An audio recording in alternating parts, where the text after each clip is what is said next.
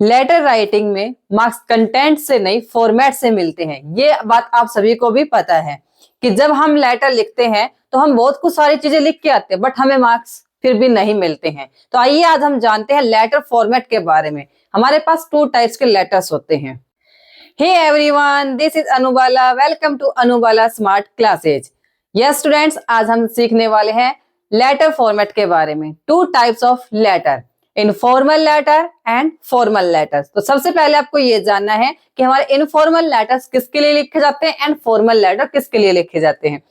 जो informal letters होते हैं वो हम अपने फ्रेंड्स में, रिलेटिव्स में या अपने पेरेंट्स को राइट करते हैं, और जो हमारे फॉर्मल लेटर्स होते हैं वो हमारे ऑफिशियल वर्क के लिए राइट किए जाते हैं। लाइक दैट, प्रिंसिपल सर को लिखना हो, टीचर्स को राइट करने हो, कोई न्यूज एडिटर वगैरह को राइट करने हो, या किसी भी ऑफिसर को। तो ये हमारे जो ऑफिशियल लेटर होते हैं उनको हम फॉर्मल लेटर्स बोलते हैं। तो लेट्स स्टार्ट, देखते हैं इनका हमारे कि फॉर्मेट हमारा क्या रहता है। इनफॉर्मल लेटर यदि हम राइट कर रहे हैं किसको, फ्रेंड्स को, रिलेटिव्स को और हमारे पेरेंट्स को, तो सबसे पहले उसके लिए हमें क्या है, सेंडर्स एड्रेस, यानी कि जो लेटर भेजने वाला, यानी कि हम अपना खुद का ही सेल्फ एड्रेस इसमें हम बोल सकते हैं। नेक्स्ट, इसमें जब हम सेल्फ एड्रेस लिखते हैं तो हमें एड्रेस को 2 लाइन में लिखना होता है, लाइन 1 एंड 2, जिसमें आप लिख सकते हो कि कोई भी आपका हाउस नंबर है, किस एरिया से आप बिलोंग करते हैं, एंड सेकेंड लाइन में आप वहां के डिस्ट्रिक्ट को भी मेंशन करते हैं। नेक्स्ट हमारे पास आती है डेट, और डेट आपको मैं ऑलरेडी बता भी चुकी हूं कि डेट लिखने के लिए आपको इस तरीके से लिखनी है, जैसे 26 ऑफ जैन 2026, या तो आप इस पैटर्न से राइट करें या फिर आप राइट कर सकते हैं जैन 26 2026। ये दोनों ही फॉर्मेट आपके लिए बिल्कुल सही है। यदि यहां पर आप कुछ इस तरीके से लिखते हैं 26/1/26, it is wrong method. 26/01/26, it is also wrong method. आपको कभी भी एग्जाम में इस पैटर्न को फॉलो नहीं करना है। जब भी आप डेट मेंशन करें लेटर के अंदर तो आप ऊपर वाले पैटर्न को ही फॉलो करें। यस फ्रेंड्स, इसके बाद हम चलते अपने आगे। हमें उसके बाद में डेट के बाद सैल्यूटेशन करना होता है, यानी कि हम किसी से जब बात करें तो हमें उसको क्या रिगार्ड्स देना होता है, सैल्यूट करना होता है। तो आप किस तरीके से, जैसे dear friend, dear parents, dear mother, father, dear relative, यानी एनीथिंग, जिसको भी आप लिख रहे हैं, एनी पर्सन, तो वो यहाँ पर आप क्या है मेंशन कर देंगे डियर के साथ, और उसके साथ आपको कोमा भी लगानी होती है। It is very important. और उसके बाद हमारे पास आता है बॉडी ऑफ द लेटर, यानी कि जो हम लेटर लिख रहे हैं उसका बॉडी पार्ट्स में हम क्या क्या राइट करने वाले हैं। तो देखते हैं हम, सबसे पहले हमारा जो रीजन होता है कि हम राइटिंग कर रहे हैं, किस रिगार्डिंग राइटिंग कर रहे हैं, तो सबसे पहले हमें उस लेटर में रीजन देना होता है। तो नेक्स्ट हमें उसमें क्या लिखना होता है, उसके डिटेल्स को भी फिल करना होता है, और लास्ट में आपको क्या है, क्लोजिंग लाइंस। अब यहाँ पर बॉडी ऑफ द लेटर में ये तीनों चीजें बताने का मेन मकसद ये है कि कई बार हमें बहुत सारी चीजें मिल जाती है, कंटेंट हमारा क्या है पूरा ऊपर हमें एक हेडलाइन दे दी जाती है एग्जामिनर के द्वारा, और बोल दिया जाता है कि आपको लेटर राइट करना है, बट हमारे पास क्या है कि माइंड में ये चीजें चलती रहती है कि हम इसके बीच में लिखे तो लिखे क्या। फर्स्टली मैं आपको बताया तो क्या, यदि आप फॉर्मेट सही से लिख रहे हैं तो आपको बॉडी ऑफ द लेटर के बारे में सोचने की नीड ही नहीं है। बट फिर भी आपके हिंट के लिए 3 क्वेश्चन मैं आपके सामने रख रही हूँ कि बॉडी ऑफ द लेटर में आप 3 चीजों को मेंशन करें और आपका पूरा body of the letter content complete हो जाता है। कौन कौन सी चीजें हैं, reason for writing, details, and last में आपकी आती है क्लोजिंग लाइंस, यानी कि आप उस लेटर को किस टाइप से क्लोज कर रहे हैं। एंड लास्ट में आपकी आती है कॉम्प्लीमेंट्री क्लोजेज, यानी कॉम्प्लीमेंट आप किस तरीके से दे रहे हैं, जैसे यूवर्स लविंगली, और लास्ट में अपना सेंडर्स नेम। तो ये था आपका इनफॉर्मल लेटर का फॉर्मेट।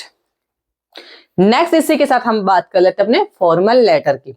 फॉर्मल लेटर ऑलरेडी मैं आपको बता चुकी हूं कि जो आपका किसके लिए आता है, official work, like that principal sir, teachers, editors and हमारे ऑफिसर्स एटसेट्रा, कोई भी हमारे ऑफिशियल वर्क के लिए हम लेटर राइट करते हैं वो हमारे फॉर्मल लेटर में काउंट होते हैं।